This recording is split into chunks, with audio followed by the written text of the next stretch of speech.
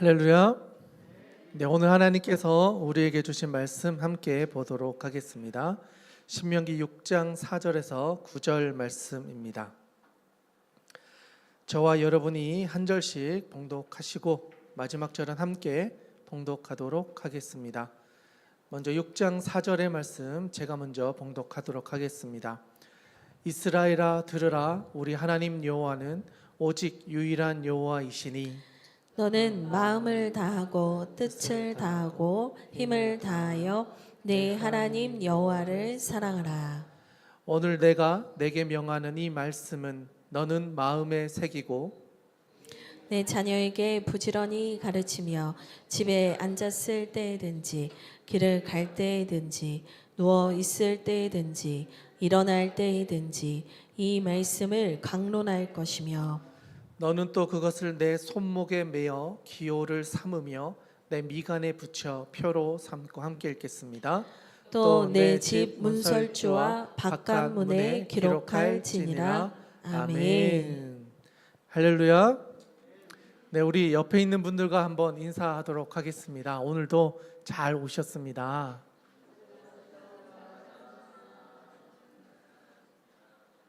네, 귀한 예배 자리에 나오신 모든 분들에게 하나님의 은혜가 가득할 줄로 믿습니다. 아멘. 여러분, 혹시 오늘이 어떤 주일인지 아십니까? 오늘?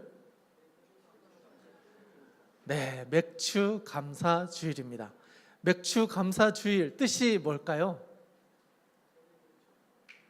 네, 보리를 수확한 그것을 감사하면서 한 해의 중간을 이제 돌아보면서 지금까지 함께 해주신 하나님, 또 남아있는 마지막 6개월 정도의 시간을 또 이제 어떻게 보낼지를 중간쯤에 우리의 삶을 돌아보는 시점, 그게 맥주 감사 주일이 아닌가 그런 생각을 좀 해보게 됩니다.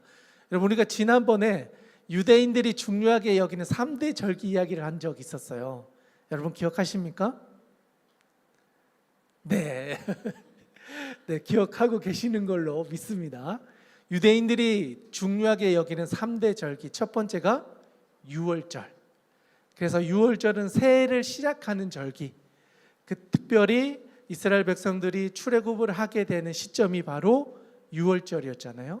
하나님의 역사로부터 한 해가 시작된다. 그리고 그 시작은 우리의 생명을 살리기 위한 하나님의 구원의 역사였다. 그래서 10가지 기적을 통해서 애굽으로부터 출애굽을 하고 광야를 가게 되죠. 그게 유월절. 그리고 나서 유월절부터 50일이 지난 날을 우리는 칠칠절 또는 오순절이라고 이야기해요. 신약에서는 주로 오순절이라는 표현을 많이 쓰죠. 성령이 강림하신 날 오순절이라고 하는데요. 이때가 바로 맥주 감사절과 같은 그 흐름을 가지고 있는 절기입니다. 한 해의 중간 정도가 되어서 우리의 삶을 돌아보는 절기. 그리고 마지막 세 번째 절기가 있어요. 세 번째 절기가 뭐죠? 초막절이라고 해서 광야에서의 삶을 기억하면서 초막에 거주하는 절기. 그리고 또 이 시즌에는요, 추수를 했던 걸 저장하게 되는 것을 감사하면서 우리가 생각하고 있는 추수감사주일 또는 장막절, 이렇게 이야기를 하게 됩니다. 그러니까 이 유대인의 3대 절기가 우리의 1년의 흐름을 계속해서 돌아보게 만드는 절기예요. 한 해를 시작하고 중간쯤에 우리가 잘 살아왔는지, 남겨진 후반기를 어떻게 살아갈 건지를 돌아보고, 그리고 마지막 결실을 통해서 한 해 동안 우리 가운데 역사해 주신 하나님을 감사하며 새해를 준비하는 절기. 이렇게 3대 절기가 유대인들에게는 아주 중요한 절기다. 그리고 오늘 우리는 그 두 번째 절기라고 할 수 있는 이제 맥주 감사주의를 보내고 있다. 그렇다면 우리의 반을 돌아보고 앞으로의 반을 어떻게 살지 우리 스스로도 한번 돌아봐야 되는 주일이다. 이렇게 이야기할 수가 있겠습니다. 여러분, 1년의 반을 잘 살아오셨습니까? 아멘. 그리고 이제 1년의 반을 잘 살아갈 준비가 되셨습니까? 아멘. 네, 잘 살아 오셨기 때문에 또 잘 살아가실 줄 믿습니다. 그런데 잘 살아간다는 게 과연 뭘까요? 어떻게 살아야 잘 사는 걸까요? 사실 오늘 본문의 말씀은 바로 이 잘 산다는 게 뭔가, 이거에 대한 답을 우리에게 알려주는 본문이다 할 수 있겠습니다. 여러분, 부모님이 자녀를 낳으면 자녀에게 무엇을 남겨주고 싶을까요? 가장 좋은 거. 살아보니 내 평생에 이것만큼은 나의 아들과 딸이 또는 딸과 아들이 기억하고 살았으면 좋겠다 하는 걸 부모는 남겨주고 싶잖아요. 이 마음이 하나님이 우리를 향한 마음이라는 거예요. 하나님께서 이 땅에 사람을 창조하시고 생육하고 번성하게 하셨는데 그냥 막 살아가는 게 아니라 하나님이 가장 좋은 걸 주셔서 이 땅에서 그 좋은 것을 누리기를 바라셨다는 거죠. 그런데 사람 안에 있는 나쁜 것들이 이 좋은 것을 변질시키게 만든 거죠. 좋은 걸 줬는데 좋은 걸 누리는 게 아니라 좋지 않은 걸 좋은 걸로 알고 착각하면서 이 세상을 살아가더라라는 거죠. 그래서 좋은 것을 알려주기 위해서 하나님의 사람들을 세워서 무엇이 진짜 좋은 것인지를 우리에게 들려주시는 거죠. 자, 아무리 좋은 걸 들려줘도요, 들을 수 있는 사람이 있어야 그 말씀이 들려져요. 아무리 훌륭한 어떤 분이 오셔서 우리에게 좋은 걸 전해주셔도 우리 귀를 닫고 있으면, 듣지 못하면 의미가 없다는 거죠.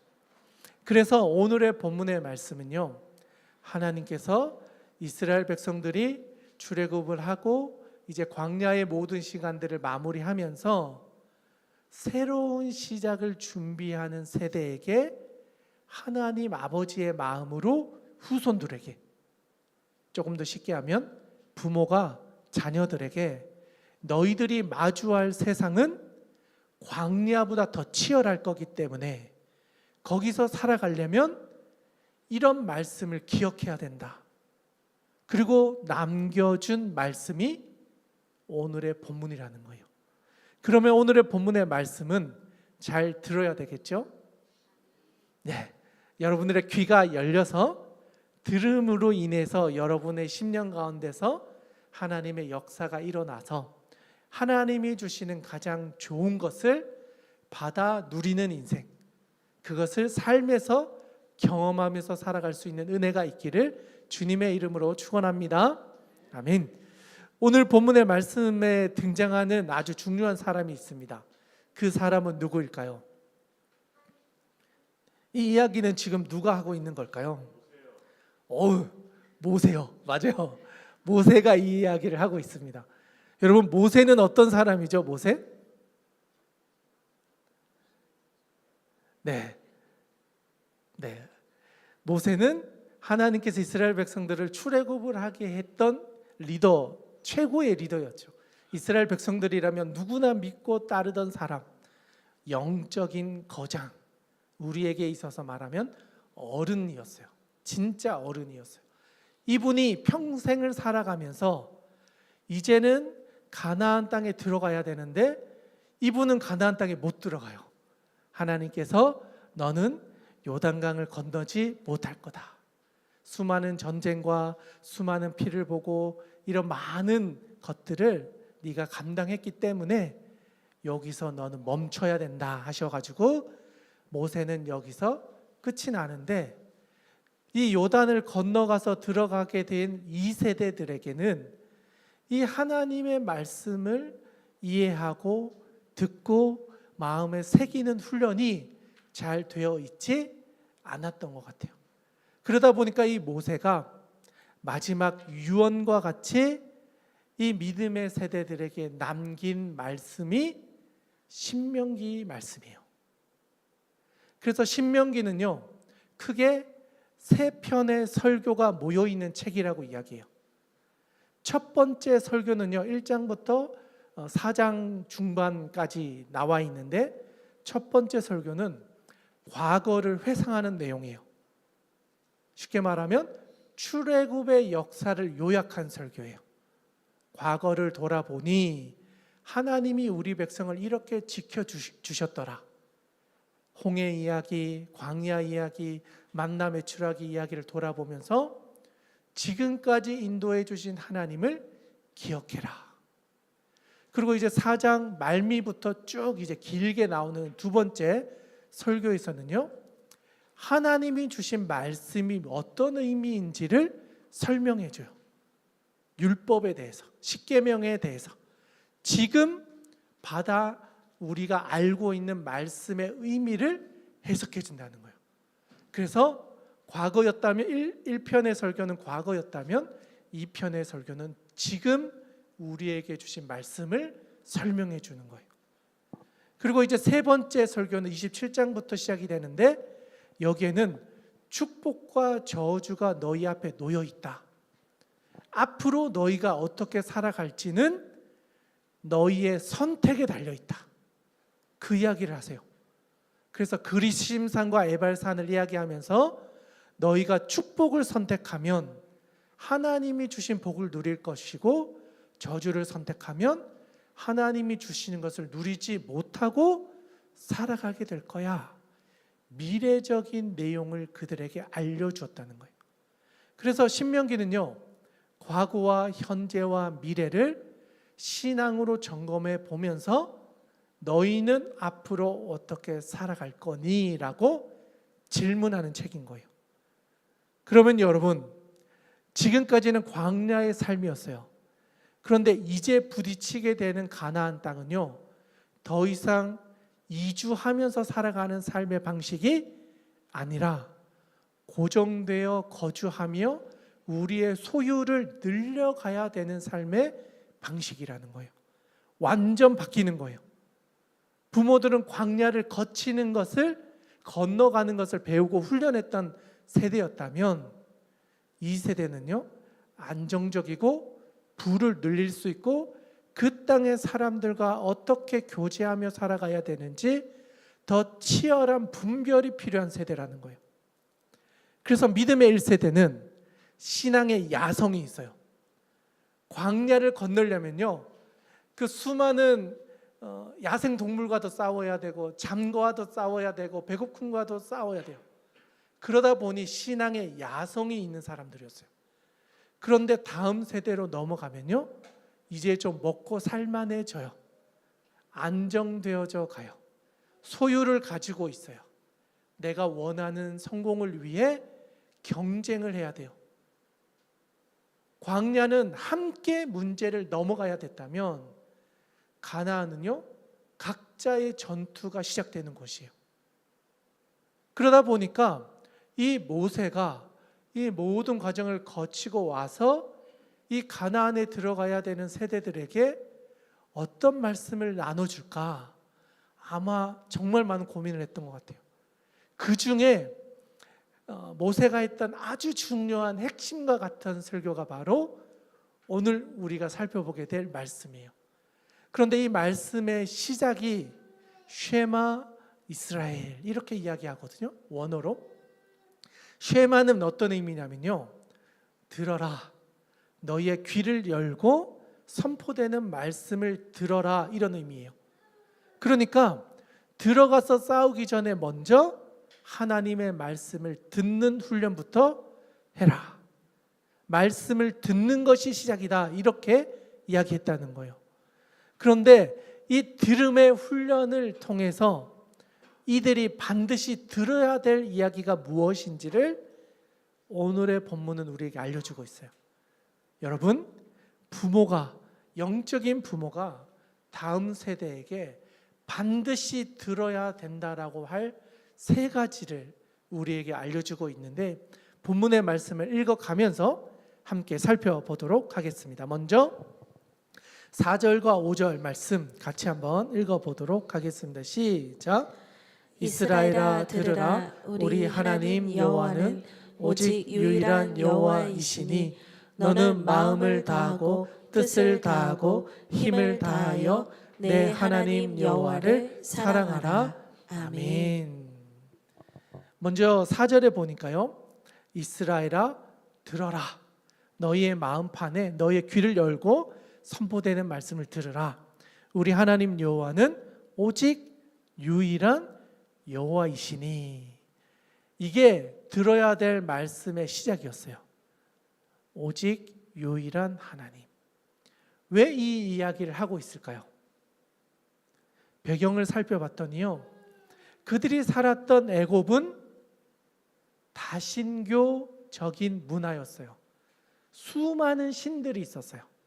그래서 계절이 바뀔 때마다 또는 어떤 일이 있을 때마다 그 관장하는 신에게 제사를 지냈던 문화들이 있었단 말이죠. 그리고 출애굽의 여정에서 황금 송아지를 만들고 우상을 섬겼던 과거의 추억들이 있었단 말이죠. 그리고 나서 가나안을 봤더니 가나안도 그렇게 다르지 않더라는 거예요. 가나안 역시도 다신교 사회였고 수많은 신들을 섬기고 있었어요. 가장 유명한 바알과 아세라. 그들은 풍요의 상징이었거든요. 잘 먹고 잘 사는 게 가장 큰 복이다. 잘 먹는 것, 자녀를 많이 낳는 것, 많은 땅을 가지는 것. 그게 이 땅의 복이다라고 생각했다는 거예요. 그리고 그것을 주는 신들을 섬기는 게 그들의 신앙이었다는 거죠. 그러니까 기독교가 말하는 하나님을 믿는 그 하나님의 백성들에게 있어서는요, 이 시작점부터 분명하게 정하지 않고는 하나님 신앙이 흔들릴 수 있다는 것을 알려주는 거예요. 그래서 제일 먼저 유일하신 하나님 한 분을 섬기는 유일신을 여호와 하나님으로 너희들이 기억해야 된다. 한 분 하나인 그 하나님을 믿어야 된다. 그분 중심의 신앙을 가져야 된다. 너에게 다른 신을 두는 순간 그 하나님이 주시는 하나님의 복을 누릴 수가 없게 된다는 거예요. 그런데 그 하나님을 기억하며 살아가는 첫 번째 도전이 뭐냐? 5절입니다. 너는 마음을 다하고 뜻을 다하고 힘을 다하여 내 하나님 여호와를 사랑해라. 그 유일하신 하나님을 사랑하는 것. 그게 우리가 들어야 할 첫 번째 말씀이라는 거예요. 하나님을 사랑하는 것. 유일하신 하나님을 사랑하는 것. 이게 우리가 들어야 될 첫 번째 말씀이다. 그런데 어떻게 사랑하라 되어 있냐면요. 5절 앞에 보니까 너는 마음을 다하고.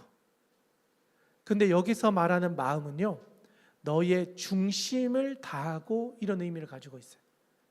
조금 더 나아가면요, 너의 인격을 다하고 이런 의미를 담겨 있어요. 그냥 마음 그러니까 그냥 좀 우리가 명확하게 잡히지가 않는데 우리의 중심, 우리의 인격을 다하여 하나님을 사랑해야 된다. 그리고 또 사랑하는데 어떻게? 뜻을 다한다라고 되어 있잖아요. 여기서 말하는 뜻의 원어는요, 영혼을 다하여 이런 의미를 가지고 있어요. 우리의 영적인 모든 힘을 다하여 하나님을 사랑해라. 우리의 마음과 우리의 영혼과 그리고 또 한 가지 힘을 다하여라고 되어 있는데요. 이것도 원어 의미는요, 우리가 할 수 있는 최대한의 것 이런 의미를 가지고 있어요. 힘이라고 번역되어 있지만 사실은요, 우리가 할 수 있는 최대치를 의미하는 단어예요. 너희가 할 수 있는 최대치로 하나님을 사랑해라.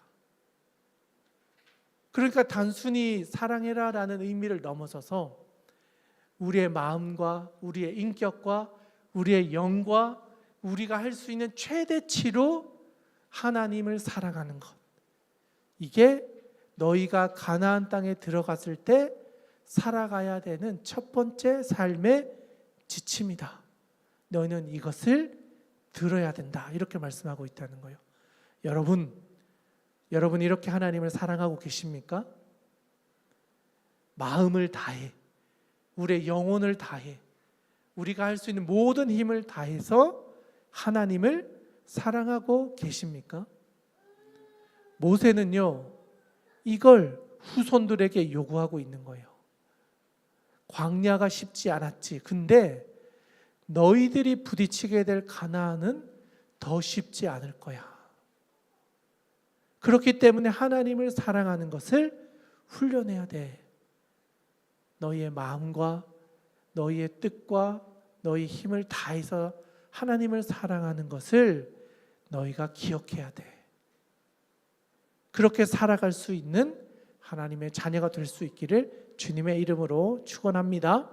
아멘.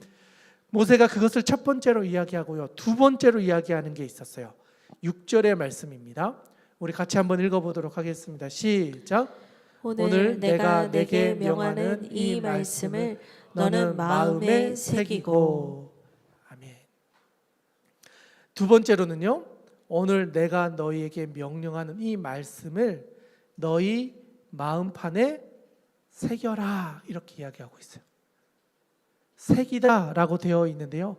조금 더 이야기를 하면 너희 마음 위에 두어라, 이런 의미를 가지고 있어요. 우리의 마음의 가장 위에 하나님의 말씀을 두어라. 쉽게 말하면 가나안에 들어가서 너희의 마음의 최고의 자리에 무엇을 둘 것이냐. 너희의 마음에 말씀을 둬야 된다는 거예요. 우리의 마음 가운데 말씀이 가장 위에 있지 않으면 우리는 다른 길을 가게 된다는 거예요. 하나님 아닌 다른 것이 우리를 유혹할 때 기준을 잃어버려서 다른 것을 선택하게 되고 그 땅의 신을 섬기게 되고 그 땅에 말하고 있는 복을 누리기 위해 경쟁하며 그것을 취하는 인생이 너희의 삶이 될 것이다. 우리의 마음 위에 하나님의 말씀을 두어야 한다. 그리고 이것은요, 내적인 훈련을 이야기하는 거예요. 우리의 마음의 전쟁에서 말씀으로 승리하는 걸 경험해야 된다. 그것이 돼야 그 다음이 된다는 거예요. 그 다음이 뭐냐? 그 다음 절입니다. 우리 7절 먼저 한번 읽어보도록 하겠습니다. 함께 읽겠습니다. 시작. 내 자녀에게 부지런히 가르치며 집에 앉았을 때에든지 길을 갈 때에든지 누워 있을 때에든지 일어날 때에든지 이 말씀을 강론할 것이며. 아멘. 7절에 보니까요, 세 번째를 이야기하고 있어요. 세 번째는요, 내 자녀에게 부지런히 가르치며 라고 되어 있어요. 저는 이 본문의 말씀을 좀 더 깊이 묵상하고 또 여러 가지를 찾아보니까요, 부지런히라고 하는 단어가 좀 특이한 표현으로 되어 있더라고요. 그래서 보니까 내 자녀에게 부지런히 가르쳐라 이렇게 되어 있는데, 부지런히를 설명하고 있는 단어의 의미가요, 어떻게 되냐면 예리하게 파악하여라는 의미를 가지고 있어요. 부지런히 가르쳐라 라고 되어 있는데, 예리하게 파악하고 분석해서 그 의미가 무엇인지를 알고 그것을 가르쳐라. 누구에게 이야기하는 거예요? 이게 부모에게 이야기하는 거예요. 쉽게 말하면요, 아빠? 아빠 그러는 건데 맞아요. 부모가요, 말씀을 분석해서 그 의미가 무엇인지를 분명히 알 수 있어야 된다는 걸 이야기하는 거예요. 부모가 말씀을 모르면 안 된다는 거예요. 부모가 말씀을 이게 무엇을 의미하는지를 분명하게 알아서 그것을 가르치라는 거예요. 그런데 우리는 이거를요, 많이 잃어버렸어요. 부모가 말씀을 가르치는 사람이 아니라 주일학교 그걸로 그냥 퉁치려고 해요. 하루에 일주일에 1시간으로 우리 자녀의 믿음을 다 끝내고 있어요.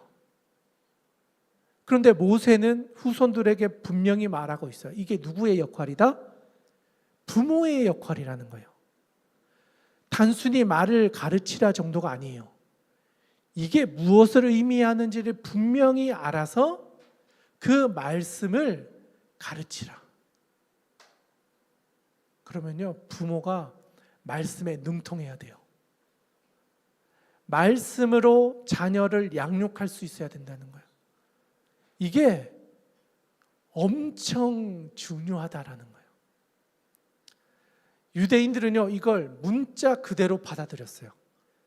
그래서 어떻게 가르쳤냐면요, 말씀이 꿀송이보다 달다 그러니까 성경책에 진짜 꿀을 발라놨대요. 그래서 아이들이 성경책을 넘기면서 이렇게 손을 찍어서 넘기잖아요. 그 입에 딱 넣으면 달잖아요. 그걸 감각적으로 익히게 해서 진짜 그렇게 배우게 했대요. 성경책 끝에 진짜 꿀을 묻혀가지고 넘기면서 달구나, 넘기면 달구나 하면서 말씀을 보게 만들었대요.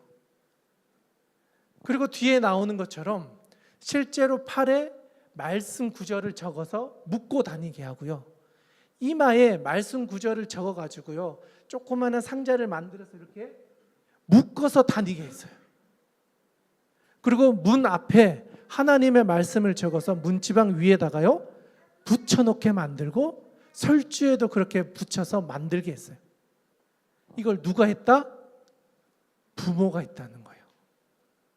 교회가 한 게 아니고요, 부모가 해야 되는 일이었다는 거예요. 유대인들은 이걸 가르쳤어요. 말씀이 얼마나 중요한지를 가르쳤어요. 성경책을 넘기면서도 가르치고, 그것을 보면서 가르치고, 주변을 말씀 없이는 살 수 없는 환경으로 만들어 갔다는 거예요. 그리고 또 한 가지 했던 게 있는데 바로 절기 훈련이었어요. 우리가 3대 절기 아까 이야기했잖아요. 우리는 그냥 명절처럼 넘어가지만 이 사람들은요, 이 세 가지를 유대인의 정체성을 물려주는 거라 생각했어요. 우리는 하나님의 백성이야, 하나님의 자녀야. 하나님의 자녀라는 것을 기억하기 위해서 세 가지 절기를 경험하게 하는 거예요.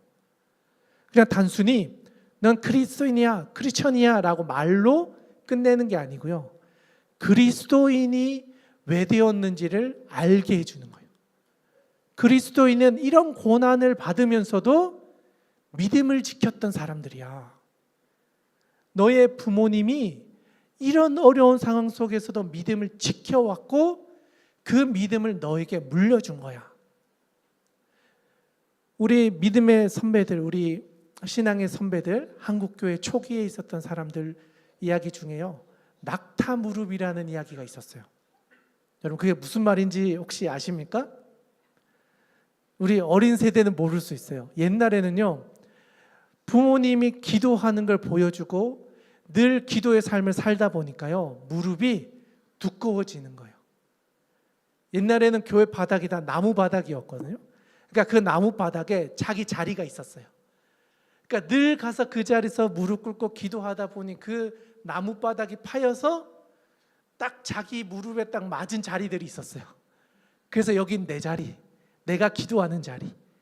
그러면서 무릎이 두꺼워져서 낙타 무릎이라는 이야기가 나올 정도로 기도하는 걸 후손들에게 보여줬단 말이죠. 그래서 아이들을요, 이렇게 포대기에 메고 뒤에 안고 업고 와가지고 기도하면서 이 아이들이 기도하지 못하지만 기도하는 걸 보게 만들었다는 거예요. 새벽 기도하는 모습을 보여주고요, 철야 기도하는 걸 보여주고요, 주일 예배를 위해서 헌신했던 모습을 자녀들에게 보여주었다. 유월절을 보내는 것을 보여주고요, 칠칠절을 가는 것을 보여주고요, 초막절을 경험하면서 그들에게 초막을 통해서 그들의 정체성이 무엇인지, 내가 왜 믿음을 가지고 살아가는지를 몸에 새겼다는 거예요. 경험을 통해 마음에 새기고요, 두 번째로는 몸에 새기는 거예요. 마음에 새기면요, 내적인 기준을 세우는 거예요. 그런데 몸이 기억하면요, 외적인 기준을 세우는 거예요. 내적인 기준과 외적인 기준이 둘 다 서야 가나안에서 살아갈 수 있다, 그 이야기하는 거예요. 그런데 우리는요, 둘 중에 하나를 잃어버렸어요. 내적인 걸 강조하는 사람은 내적인 것만 이야기하고 외적인 것만 강조하는 사람은 외적인 것만 강조해요. 그러다 보니 신앙의 밸런스를 잊어버렸어요. 기도하는 것만 가르치든지 지키는 것만 가르치든지 한쪽만 하다 보니까요, 우리의 신앙이 뭔가 한쪽으로 기울어져 버렸어요. 심지어 지금은 이 두 가지를 다 잃어버렸어요. 내적인 기준도 잃어버렸고요, 외적인 기준도 잃어버렸어요. 왜? 가나안이 살만하기 때문에. 가나안에 들어왔더니요, 내적인 기준도 별로 중요해 보이지 않아요. 외적인 기준도 중요해 보이지 않아요. 그 땅에서 말하는 복이 내가 즐기고 있는 복이 되어버렸어요. 바알과 아세라가 그냥 바알과 아세라가 아닌 거예요. 나의 신이 되어버린 거예요. 풍요하게 사는 것, 많은 것을 누리는 것, 잘 먹고 잘 사는 것, 나만 잘 되면 되고 경쟁에서 이기면 되고 내가 가장 위에 올라가기 위해 살아가는 성공 신화에 사로잡혀가지고 그게 복이다 이야기하는 인생을 따라가는 사람이 되어버렸다. 여러분, 근데 복음은요 그렇게 이야기하지 않아요. 반대를 이야기해요. 오히려 낮아져야 된다, 내려가야 된다, 섬기는 자가 되어야 된다. 꼭대기에 올라가기 위해 사람을 비참히 짓밟는 것이 아니라 세상을 섬기는 사람으로 살아서 하나님이 주시는 복을 받아 누려야 돼. 너희의 힘으로 성취하는 성공이 아니라 하나님이 주시는 복을 받아 누리라고 가나안을 준 거야. 그런데 우리가 그걸 잃어버렸다는 거예요. 조금 더 이야기하면요, 영적인 부모님들이 다 부모의 부모됨을 잃어버린 거예요. 내 자녀가 피곤하다 하니까요, 그래 더 해라. 놀고 싶다, 그래 해라. 주일 빠져도 그래 주일 빠져도 돼. 학원 가면 그래 학원 가. 그러다 보니까요, 부모가 부모답지 않아지고 있어요.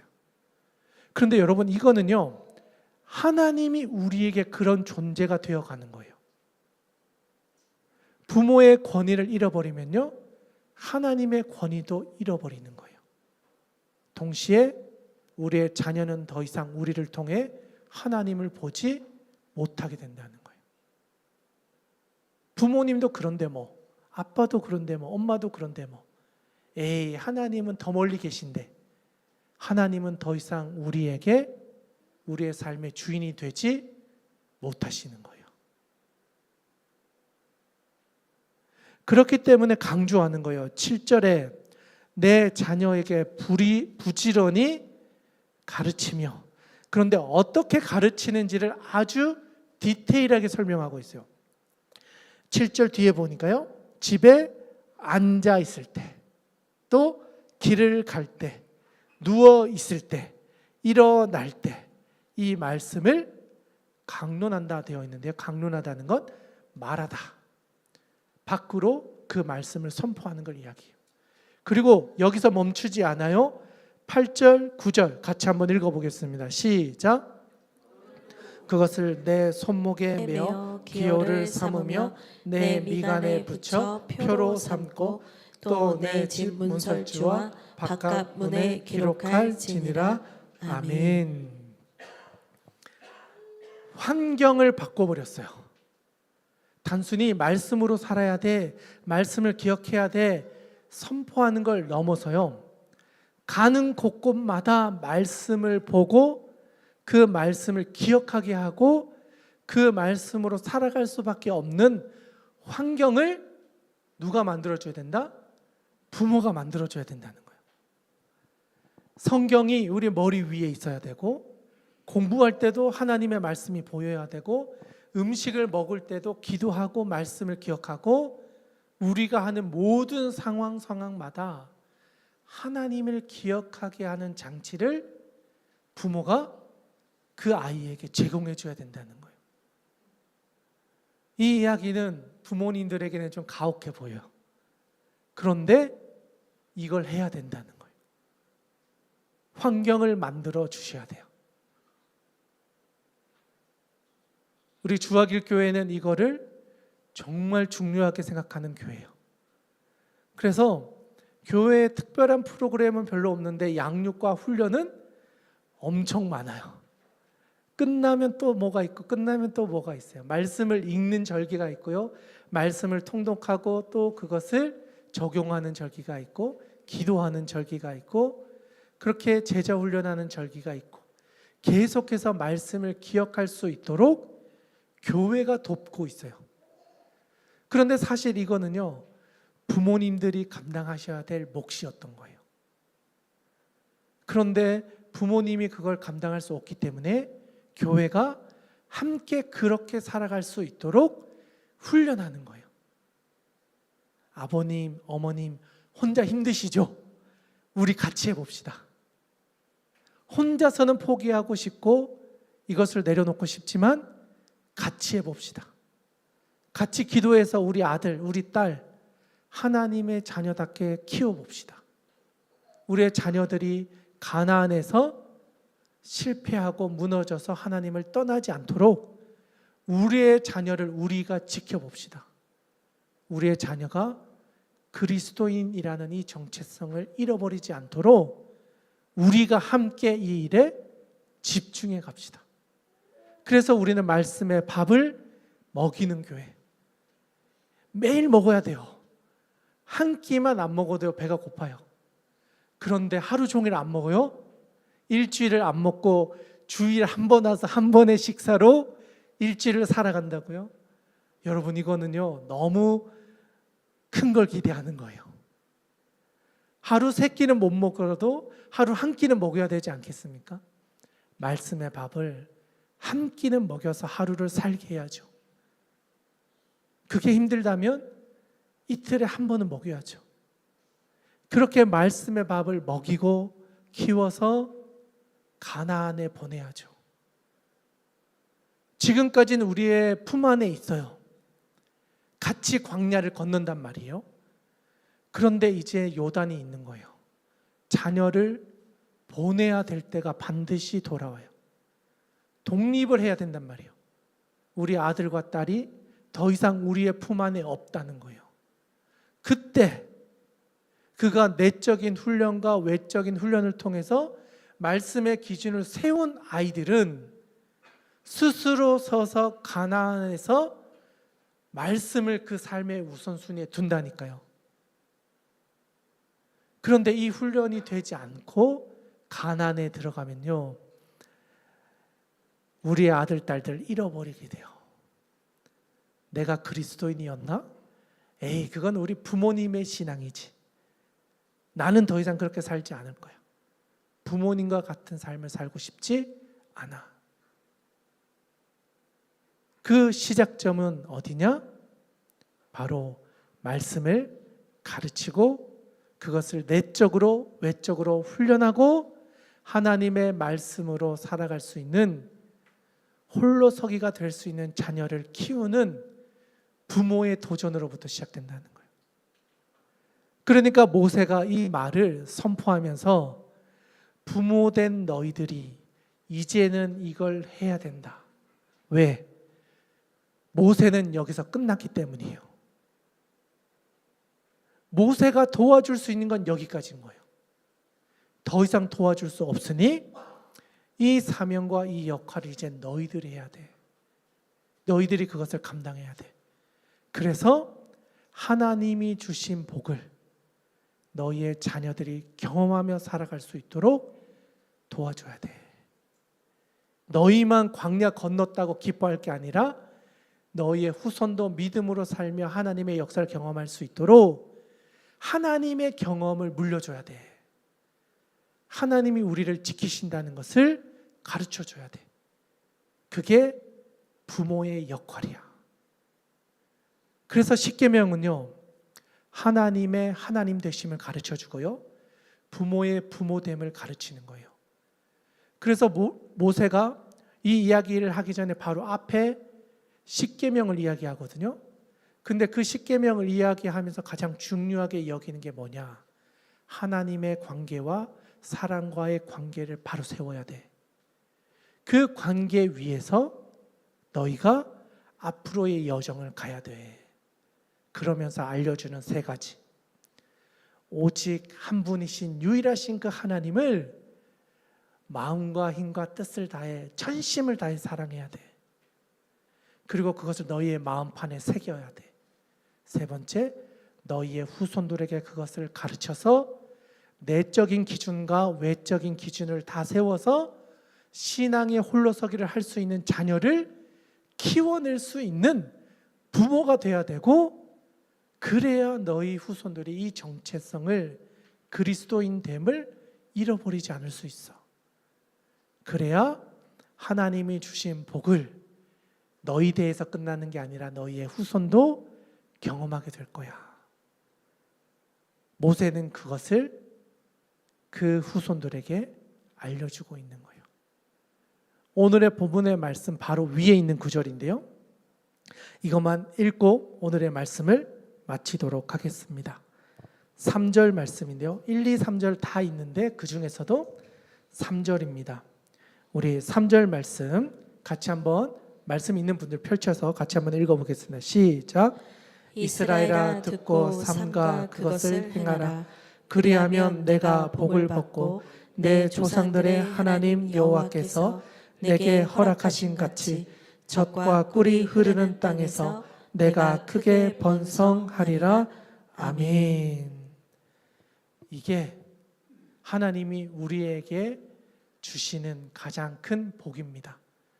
하나님을 기억하고 그 하나님을 사랑하고 하나님의 말씀을 마음판에 새기고 그렇게 살아갈 때 이 땅에서 하나님이 주시는 복을 누리게 될 것이고, 그것이 우리 때에서 끝나는 것이 아니라 끝까지 흘러가서 다음 세대, 다음 세대, 다음 세대까지 하나님이 주시는 복이 끝까지 흘러가게 되는 복, 그것을 누리게 될 것이다. 우리에게 말씀해 주셨습니다. 오늘의 말씀이 오늘 이 자리에 있는 여러분들의 마음판에 새겨지고 들려져서 여러분이 그런 삶을 살아가고 여러분의 자녀들도 그런 은혜를 누리며 살아갈 수 있게 되기를 주님의 이름으로 축원합니다.